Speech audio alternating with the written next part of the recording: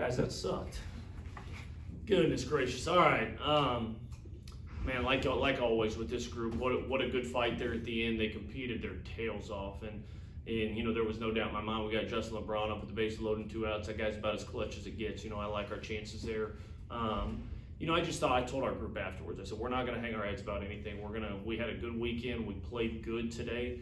We just weren't good enough today, and I think I told them, I said, if we're going to be who we want to be as a team, we've got to be finishers and everything, and I didn't think we finished that game well in general, kind of from about the time Greg came out on, and Tyler Fay came out and made some good pitches, and we just could not get off the field in the 7th, and that's the one that comes back to bite you. You get a punch out start and kind of a routine ball that Braun makes 99 times out of 100 and just kind of threw the ball up, and that kind of jump-started that inning, and then we just had 2 freebies behind it, kind of some walks and hit by pitches mixed in, and you don't want a guy like Ethan Petcher. I know we controlled him most of the weekend. You don't want that guy up with the bases loaded too often. He'll make you pay. He's just too good of a hitter. It doesn't matter kind of what stuff you got. He's just really talented. He's one of the best hitters in our league, and he takes a good swing, and we just couldn't quite get off the field there. And I thought Ty Good did an unbelievable job. That changeup, it's a Bugs Bunny changeup. It's really, really good, and it's not like he throws 84 and he's doing it. It's 95 with a good changeup, so that's always in the back of your head. So just weren't able to make the adjustment quick enough on him.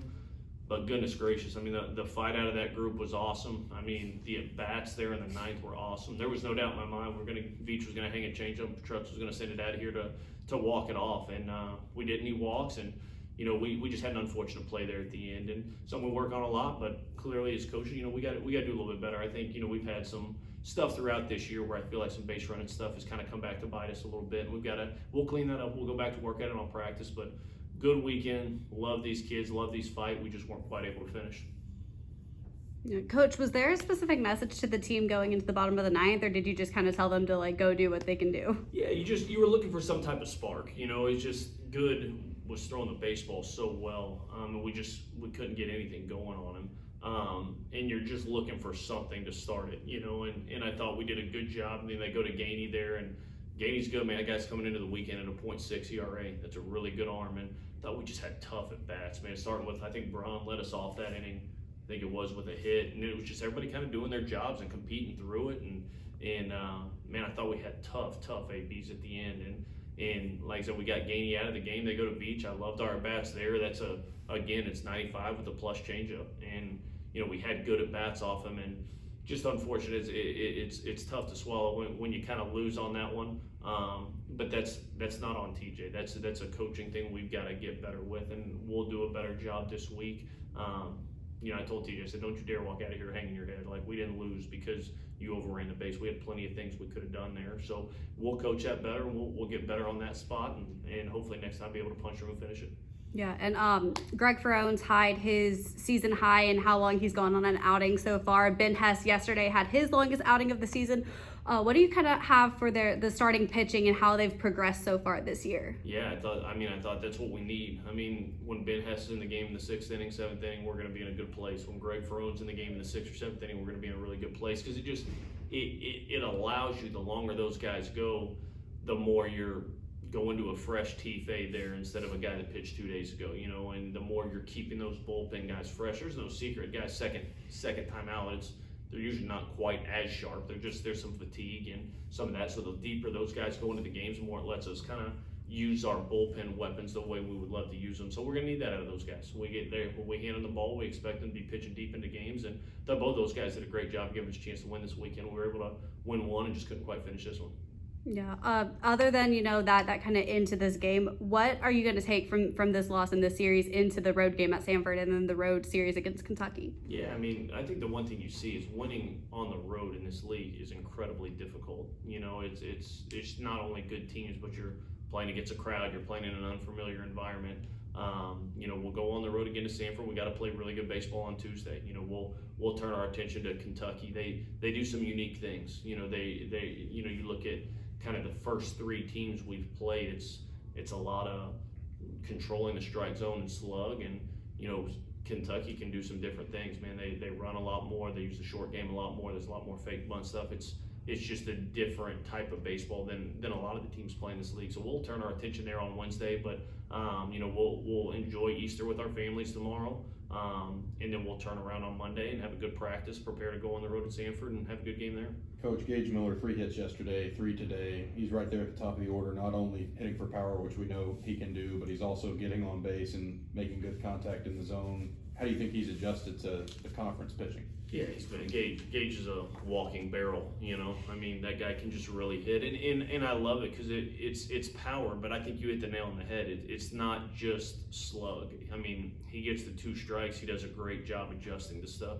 No different, you know. A guy like Tommy White, one of the best hitters in the league, does a really good job hitting with 2 strikes, and I think he takes a lot of pride in it, you know, and you don't take for granted when you get to coach players like Gage Miller. It's a little bit of a throwback with that stuff, you know. It's not. You're not going to come watch Gage in a combine setting or in BP and be like, holy cow, that guy's a superstar. But when you go watch him and you work with him every day and you watch him play 60 games, man, I wouldn't want anybody else leading off than Gage Miller for me. Coach, how do you have a 4-game road stretch after this game? How do you refocus a team after a loss like this? Yeah, I think, you know, it starts there. So I told him, so we ain't going to hang our head for 1 second. You know, it's not what we're made of. I think this group, especially with the gauntlet of what this league is, you just go play the next game. It doesn't matter if you're on a 15-game heater or if you're lost your last 10. The best of the best just show up and play every game for what it is. And that's what I think this group's capable of doing. Do we need to finish more? Yes. Do we need to limit freebies more? Yes. Do we need to be cleaner on the bases? Yes. Do we need to do all those things? Absolutely. And that's our job as coaches to kind of get them ready for that. But yeah, it's, you know, baseball's baseball. You're going into an unfamiliar environment and a different place in Sanford. I've never been to Sanford before, so we'll take a look at what they've got and what that looks like, and we're just going to go try to play a really good brand of baseball on Tuesday. And win, lose, or draw, we'll then line up and try to do the same thing on Friday over in Lexington. Coach, a bit more power early in the game than we had yesterday.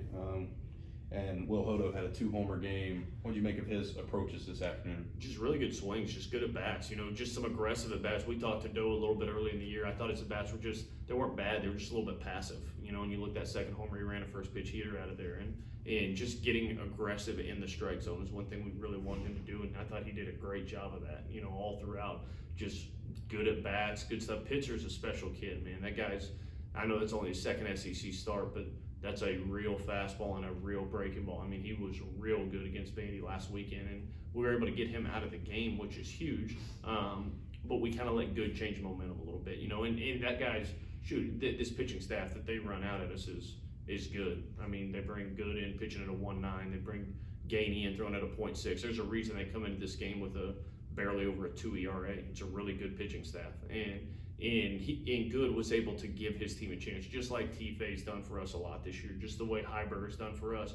He was able to kind of calm the storm a little bit and get him those vital innings there in the middle and give that offense a chance to work, and they were able to do it. Coach, do y'all have an idea of who might be pitching Tuesday, or is that going to be a decision made on Monday? Yeah, we'll probably, you know, we're gonna probably regroup and hopefully watch the Tide get it done tonight, and we'll talk about it. You know, I think we got a couple different options we might go with, so probably more of a tonight, tomorrow, Monday decision. Figure out what we're gonna do with that. We got a couple different guys we could run out there. Will Zane Adams be moved to the weekend from here on out? You know, we haven't talked about it a ton yet. You know, I think he threw the ball great. I mean, I think my gut reaction is probably, but I think we'll see what it looks like. You know, like I said, Kentucky does some unique things, and it'll be kind of matchup related. So I think Zane threw the ball extremely well. I think whenever we give the ball to Zane, whether it's on the weekend, whether it's in the midweek, whatever that looks like, I trust him with the baseball. So, you know, I'd say probably more than likely, but we'll kind of evaluate all that. So we'll make a decision on Tuesday and kind of within all that, figure out how we want to run out in Lexington. Anything else? All right. Thanks, guys. Roll Tide.